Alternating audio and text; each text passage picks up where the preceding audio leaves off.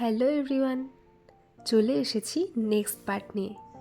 গঙ্গাসাগর বেড়াতে যাওয়ার ভ্লগের এটা সেকেন্ড পার্ট। আমাদের লঞ্চ এখন ছেড়ে দিয়েছে। ঘাট থেকে লঞ্চ এগোনোর পর সামনে তাকিয়ে দেখি অকুল সাগর, শুধুই জল। মাঝে মাঝে শুধু দু একটি লঞ্চ আর কয়েকটি নৌকা ঘুরে বেড়াচ্ছিল, এছাড়া আর কিছুই দেখা যাচ্ছিল না। মাঝে মাঝে প্রকৃতির এই অপরূপ সৌন্দর্যগুলো মানুষের মন কেড়ে নিচ্ছিল। আমি ফোনে কতটা বোঝাতে পারছি জানি না, কিন্তু সামনাসামনি দেখলে একটা আলাদাই শান্তি। আরও এক শান্তি ছিল এই শঙ্খ চিলগুলোকে দেখে।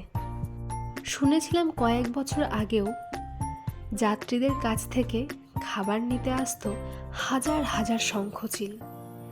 এখন যাত্রীও আছে, যাত্রীবাহী লঞ্চও আছে, খাবারও আছে, শুধু নেই হাজার হাজার শঙ্খচিল। মাত্র কয়েকটা শঙ্খচিল ছিল।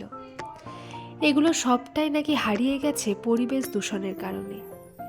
আমরা মাঝে একটু টিফিন করে নিয়ে আবার চলে যাচ্ছিলাম গঙ্গাসাগরের উদ্দেশ্যে। অবশেষে পৌঁছালাম।